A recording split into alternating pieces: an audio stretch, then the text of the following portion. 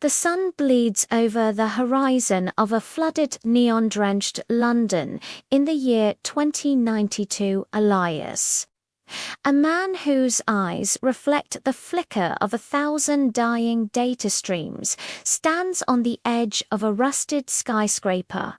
He isn't looking at the view. He's looking at a small wooden music box in his hand, the only analog object left in a world of digital ghosts. He winds the key, and a fragile melody cuts through the hum of the city's massive atmospheric scrubbers. Below him, the world is divided. The Silks live in gravity-defying spires, their consciousness backed up to a central cloud, while the Rusts survive in the rising tides of the lower streets. Elias is a memory scavenger hired by the elite to dive into the decaying hard drives of the flooded ruins to find fragments of their ancestors' lives. But his latest haul wasn't a family photo or a bank code. It was a blueprint for a kill switch away to permanently delete the cloud and force humanity back into their bodies, back into mortality.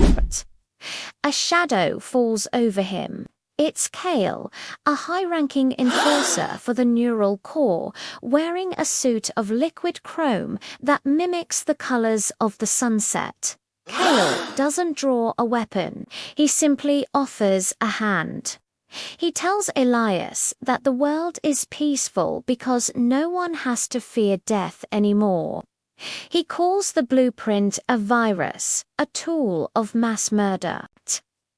Elias looks at the music box and remembers the girl who chose to stay. Riallan died in the Great Flood because she refused to become a line of code. He realizes that a life without an end isn't a life, it's just a loop. The chase begins. Elias leaps from the ledge, deploying a tether that swings him through the skeletal remains of a half-submerged cathedral. The city becomes a blur of rain and electricity. He is pursued by sentinels, drones that look like swarms of silver starlings.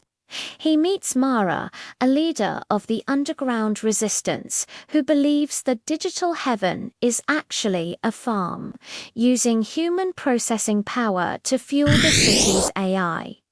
They race through the dead zones, where the signal is weak and the air smells of salt and ozone. As they reach the central server hub, a monolithic spire that pierces the stratosphere, Elias faces a choice.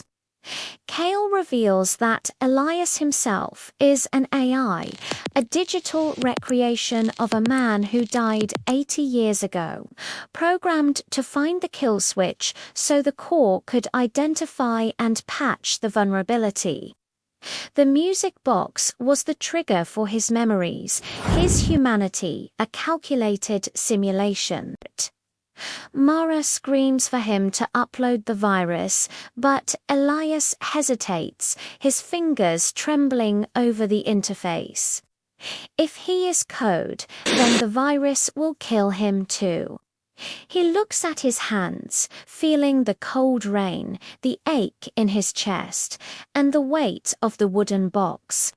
He decides that even if he was born in a server, his choice to end the cycle is real. He slams the drive into the core. The screen of the world flickers. The neon lights of London die out, replaced by the sudden, terrifying beauty of the stars. The Silks wake up in their pods, gasping for their first real breath in decades. As the digital world collapses, Elias sits on the floor of the server room, the music box playing its final note.